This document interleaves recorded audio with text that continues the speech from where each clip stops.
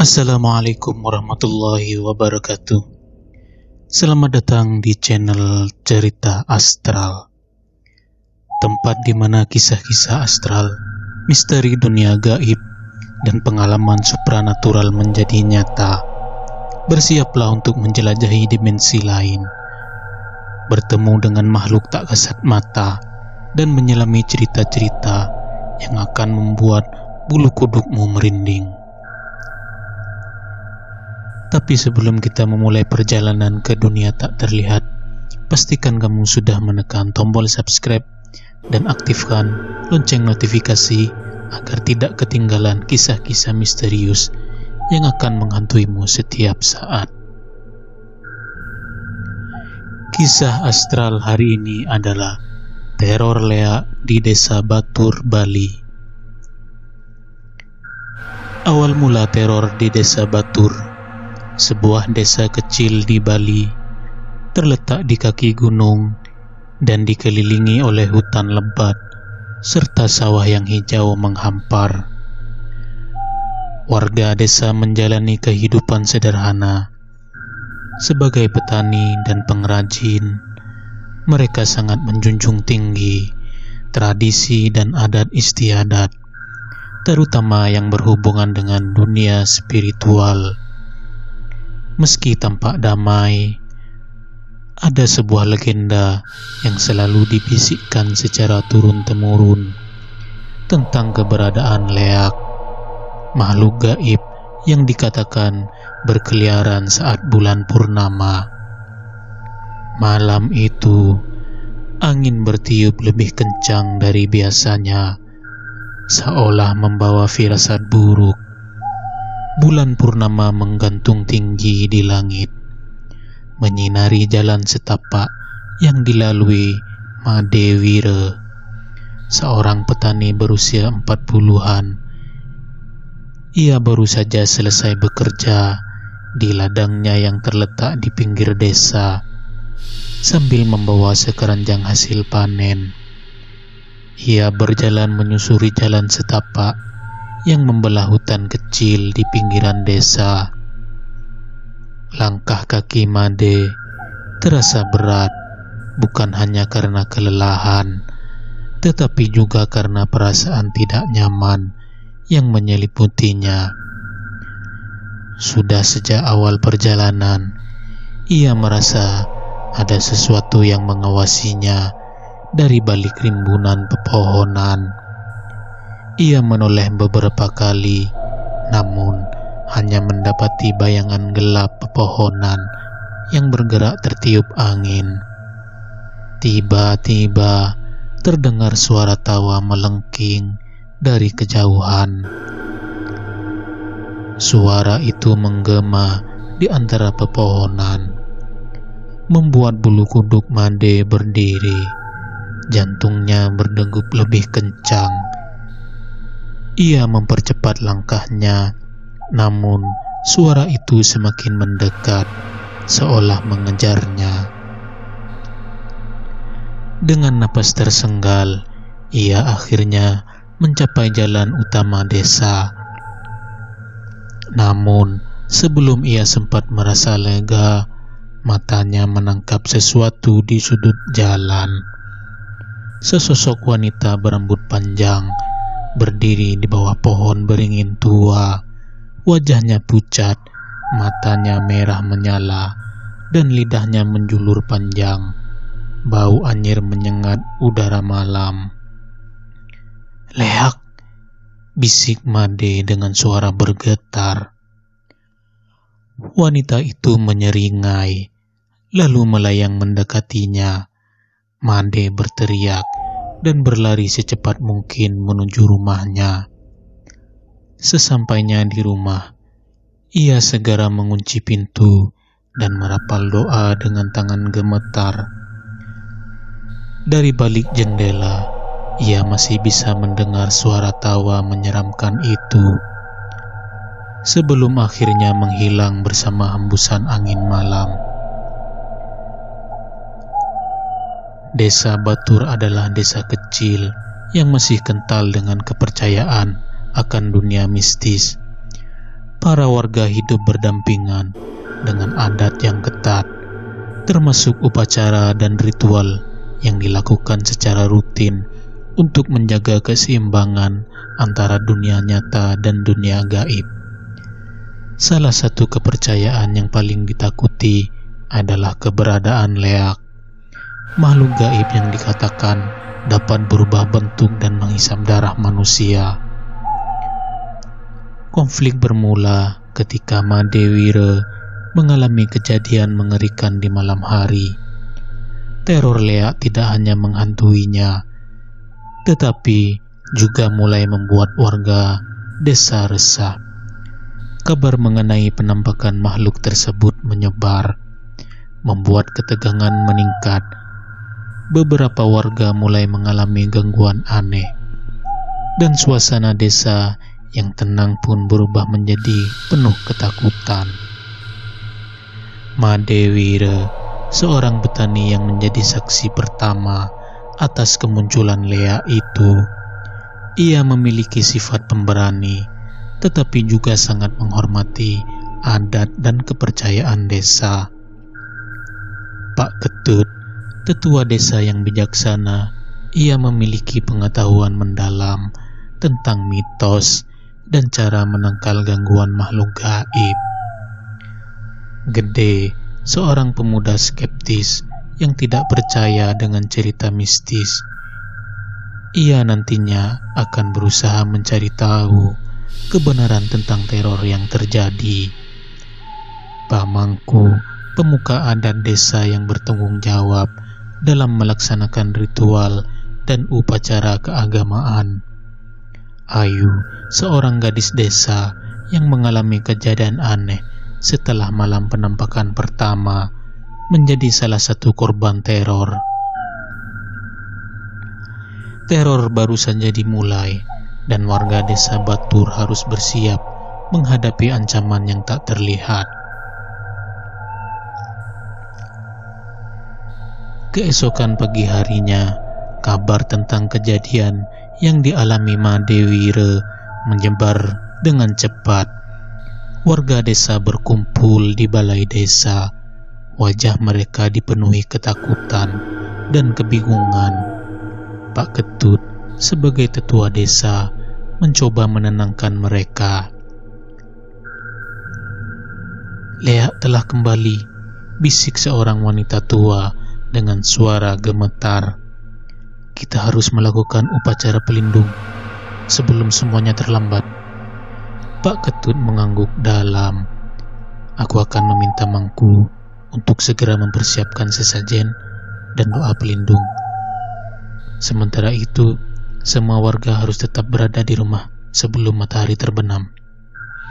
Namun, sebelum persiapan bisa dilakukan, kejadian aneh mulai terjadi. Ayu, gadis desa yang biasa bekerja membantu ibunya di pasar, ditemukan pingsan di depan rumahnya. Tubuhnya lemas dan di lengannya terdapat luka cakaran yang tampak menghitam. Ini bukan luka biasa, ucap Mangku dengan nada serius saat memeriksa Ayu. Ada energi gelap di sini. Kita harus segera bertindak. Di sisi lain desa, seorang pengembala bernama Iwayan mengaku melihat sesosok berambut panjang melayang di atas pohon beringin tua. Saat ia mencoba mendekat, sosok itu lenyap dalam kabut hitam. Kejadian-kejadian ini semakin memperkuat ketakutan warga. Pak Ketut segera menginstruksikan para lelaki desa untuk berkumpul dan bersiap menjaga desa malam ini. Mereka membawa obor, senjata tajam, dan mantra pelindung yang diberikan oleh Mangku. Namun, di balik persiapan ini, ada pertanyaan yang menggantung di benak semua orang. Apakah mereka benar-benar mampu melawan kekuatan yang tak terlihat ini?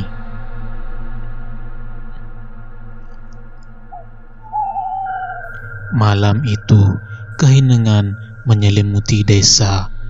Para warga menutup pintu rapat-rapat. Hanya suara gemerisik daun yang terdengar di kejauhan. Gede dan Komang, dua pemuda yang tidak percaya dengan cerita mistis, memutuskan untuk menyelidiki lebih jauh. Mereka membawa obor dan sebilah pisau kecil, melangkah menuju hutan di pinggir desa. "Jangan bodoh, Gede," kata Komang dengan suara gemetar. "Kalau benar ada leak, kita bisa mati." Gede hanya tertawa kecil. "Kita harus mencari tahu apa yang sebenarnya terjadi." Saat mereka semakin masuk ke dalam hutan, udara terasa lebih dingin dan bau busuk mulai tercium. Pepohonan di sekitar mereka tampak bergoyang.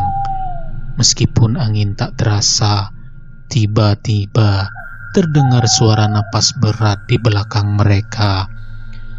Komang menoleh perlahan dan langsung membeku. Di balik semak-semak, sepasang mata merah menyala menatap mereka. Makhluk itu berdiri perlahan, tubuhnya penuh luka dan rambutnya acak-acakan. Mulutnya menganga, menampakkan gigi tajam yang berlumuran darah. "Lari!" teriak Gede sambil menarik tangan Komang. Mereka berlari secepat mungkin, namun makhluk itu melayang mengikuti mereka. Suara tawa melengking kembali terdengar, lebih nyaring dari sebelumnya. Pepohonan bergoyang semakin keras, seolah makhluk itu membawa badai bersamanya. Saat mereka hampir mencapai desa, tiba-tiba tubuh Komang terasa berat, seolah ada sesuatu yang menariknya ke belakang. Ia menjerit, merasakan cakar tajam menancap di bahunya. Gede, tanpa berpikir panjang, meraih pisau kecilnya dan menikam ke arah bayangan hitam yang mencengkram sahabatnya. Teriakan menyayat terdengar, dan makhluk itu melayang mundur sebelum menghilang dalam kabut hitam. Gede menarik Komang dan berlari menuju balai desa, tempat para warga telah berkumpul. Pak Ketut segera menyiapkan mantra perlindungan, sementara Mangku memulai ritual untuk mengusir makhluk itu. Namun, dalam ketakutan yang mencekam, mereka menyadari satu hal. Ini baru permulaan. Makhluk itu masih mengintai dan malam belum berakhir. Ketakutan yang melanda desa semakin memuncak. Jero Mangku, pemimpin spiritual desa, memutuskan untuk melakukan ritual pemanggilan guna mengetahui siapa yang berada di balik teror ini. Di tengah pura, dengan sesajen lengkap, ia menyalakan dupa dan merapalkan mantra kuno. Tiba-tiba, angin bertiup kencang, api di pelita bergoyang liar, dan dari kegelapan terdengar suara tawa menyeramkan. Kabut hitam muncul di sekitar altar. Bayangan tinggi dan mengerikan muncul, menampakkan diri sebagai leak sejati. Jero Mangku menghunus keris sucinya. "Jika kau berani mengganggu desa ini, hadapilah aku," serunya dengan lantang. Leak itu melayang maju, kukunya yang panjang mengarah ke leher Jero Mangku. Namun, dengan gerakan cepat, Jero Mangku menghunuskan kerisnya, menciptakan cahaya suci yang menusuk tubuh leak. Makhluk itu menjerit marah, namun tak menyerah. Pertarungan dahsyat antara sihir hitam dan kekuatan suci pun dimulai. Desa Batur menahan napas menunggu hasil pertempuran yang akan menentukan nasib mereka. Mantra yang dirapalkan Jero Mangku semakin menguat. Suara guntur tiba-tiba menggema di langit. Angin bertiup lebih kencang. Dalam kabut hitam, Leak muncul dengan bentuk yang lebih mengerikan. Matanya menyala seperti bara api dan kukunya yang tajam berkilauan di bawah cahaya bulan. Jero Mangku mengangkat keris sucinya tinggi-tinggi, lalu mengayunkannya ke arah Leak itu. Cahaya putih memancar dari ujung keris, menghantam tubuh Leak yang langsung berteriak kesakitan. Namun, makhluk itu tak menyerah begitu saja. Dengan gerakan cepat, ia melesat ke arah Jero Mangku, mencoba mencakar wajahnya. Jero Mangku melompat mundur, lalu merapalkan mantra perlindungan. Semua perisai cahaya muncul di sekelilingnya, menahan serangan ganas Leak. Mereka bertarung sengit dengan kilatan cahaya putih dan hitam yang saling beradu di udara. Para warga yang menyaksikan dari kejauhan hanya bisa berdoa agar pemimpin spiritual mereka menang melawan kegelapan. Pertempuran ini akan menentukan nasib Desa Batur. Apakah Jero Mangku mampu mengalahkan Leak dan mengusir kegelapan selamanya? Pertempuran antara Jero Mangku dan Leak semakin dahsyat. Cahaya putih dan hitam saling berbenturan. Jero Mangku semakin kelelahan, tetapi tekadnya tetap kuat. Dengan sisa tenaga, ia menancapkan keris sucinya ke tanah dan merapal mantra terakhirnya. Tanah di bawah kaki mereka bergetar. Cahaya keemasan meledak dari tanah, mengelilingi Leak yang menjerit kesakitan. Makhluk itu berusaha melawan, tetapi kekuatan suci semakin menekannya.